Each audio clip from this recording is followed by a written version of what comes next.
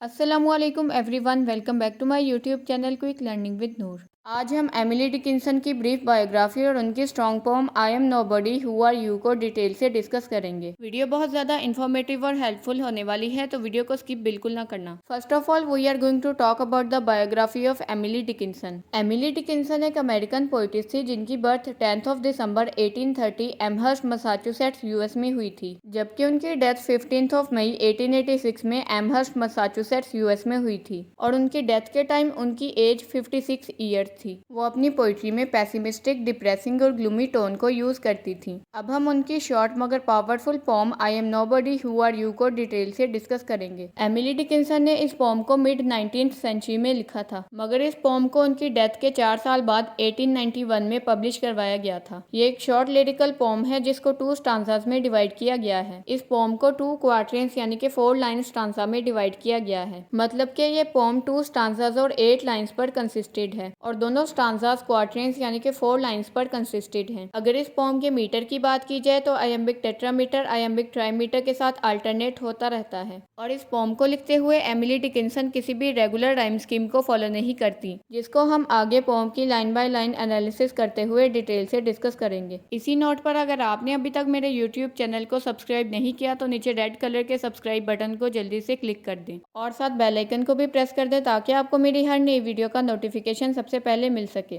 अगर हम इस पोम में यूज होने वाली लिटरेरी डिवाइसेस को डिस्कस करें तो इस पोम में assonance, hyperbole, irony, imagery, oxymoron, personification, rhetorical question, alliteration, metaphor, anaphora, simile, paradox और इंटरनल राइम को यूज किया गया है। पोइटिक डिवाइसेस उन डिवाइसेस को कहते हैं जिनका यूज सिर्फ पोइट्री में किया जाता है। इस पोम की फर्स्ट और सेकंड लाइन में एंड राइम को यूज किया गया है, यानी कि फर्स्ट और सेकंड लाइन के एंडिंग वर्ड्स आपस में राइम करते हैं। फॉर एग्जाम्पल, फर्स्ट लाइन का एंडिंग वर्ड यू जबकि सेकंड लाइन का एंडिंग वर्ड टू है। इस पोम को 2 स्टांजास में डिवाइड किया गया है और हर एक स्टांजा क्वार्टरेंस यानी कि 4 लाइंस पर कंसिस्टेड है। I am nobody who are you poem nobody और समबडी के बाइनरी यानी कि ऑपोजिट आइडियाज को रिफ्लेक्ट करती है। इस पोम में यूज होने वाले वर्ड्स नोबडी प्राइवेट लाइफ को जबकि समबडी पब्लिक लाइफ को रिप्रेजेंट करते हैं। इस पोम में यूज होने वाले प्रोमिनेंट थीम्स में isolation, privacy, private versus public life, power and individuality, concentrate on your work, anonymity, virtues of being humble and shy और सेल्फ एक्सप्रेशन शामिल हैं। अब आप लोग खुद ऑब्जर्व कर सकते हैं कि 8 लाइंस कितने ज्यादा थीम्स को हाईलाइट करती हैं। पोम की लाइन बाय लाइन एक्सप्लेनेशन करते हुए हम इन थीम्स को भी डिटेल से डिस्कस करेंगे, मगर इन थीम्स को देखकर आप अंदाजा लगा सकते हैं कि पोम शॉर्ट होने के साथ साथ स्ट्रॉन्ग भी है।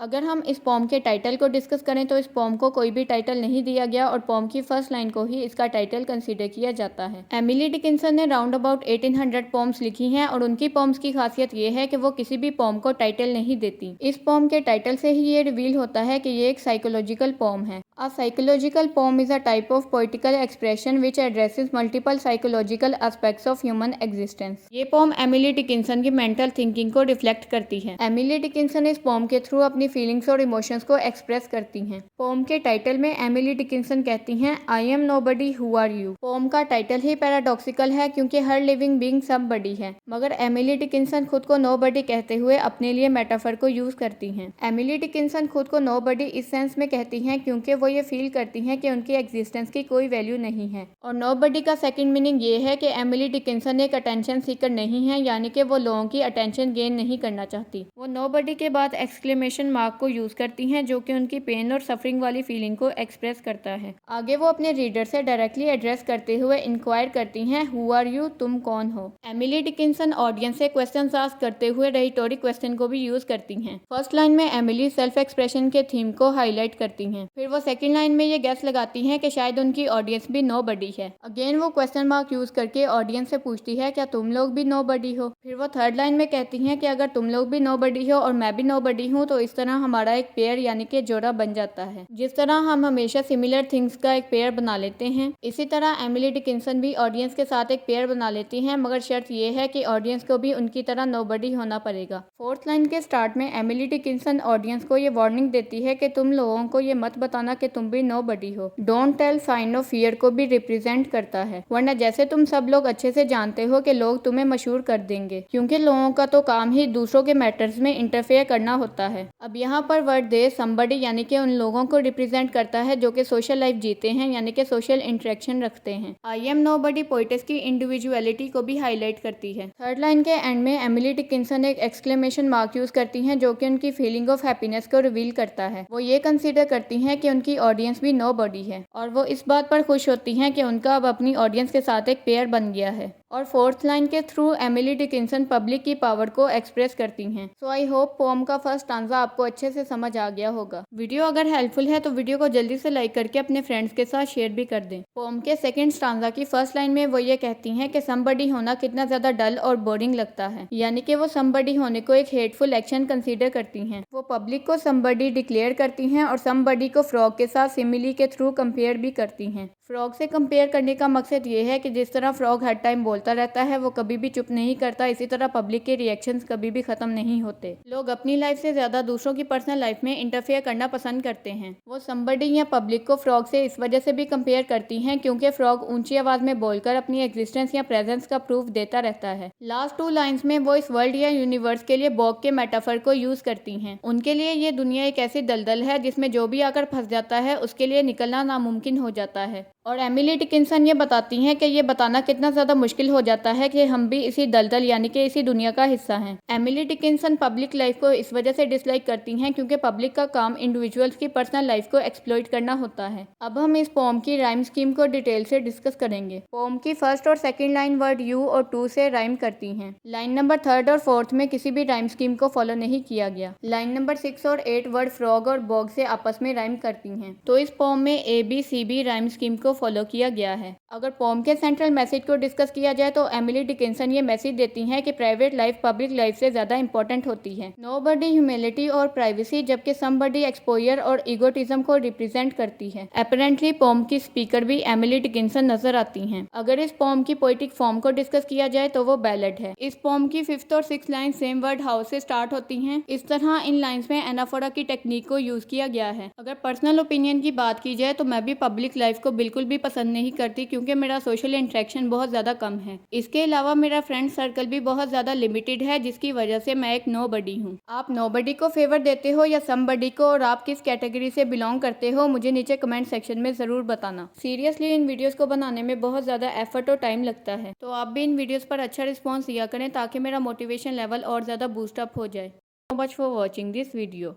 सो आई होप आज के लेक्चर की आपको अच्छे से समझ आ गई होगी। If you have any query और क्वेश्चन अबाउट दिस और any other topic then you can ask in the comment section. इसी नोट पर अगर आपने अभी तक मेरे यूट्यूब चैनल को सब्सक्राइब नहीं किया तो नीचे रेड कलर के सब्सक्राइब बटन को जल्दी से क्लिक कर दें और साथ बेल आइकन को भी प्रेस कर दें ताकि आपको मेरी हर नई वीडियो का नोटिफिकेशन सबसे पहले मिल सके। जो नोट्स आपको इन वीडियोज़ में प्रोवाइड किए जाते हैं वो आप अपने एग्जाम्स में भी यूज़ कर सकते हैं। कम्युनिटी टैब में न्यू टॉपिक्स की सजेशन देने के साथ साथ आप कुछ कंट्रीब्यूट भी कर सकते हैं। अगर आपने अभी तक मेरे फेसबुक पेज को फॉलो नहीं किया तो मेरे फेसबुक पेज का लिंक भी नीचे डिस्क्रिप्शन में प्रोवाइडेड है, जल्दी से जाकर उस पेज को भी फॉलो कर लें। गर्मियों में अपना और अपने घर वालों का ख्याल रखिएगा, मुझे अपनी दुआओं में याद रखिएगा। इंशाल्लाह we will meet in the next lecture. अल्लाह ताला आप लोगों का हामी और नासिर हो। अल्लाह हाफिज़।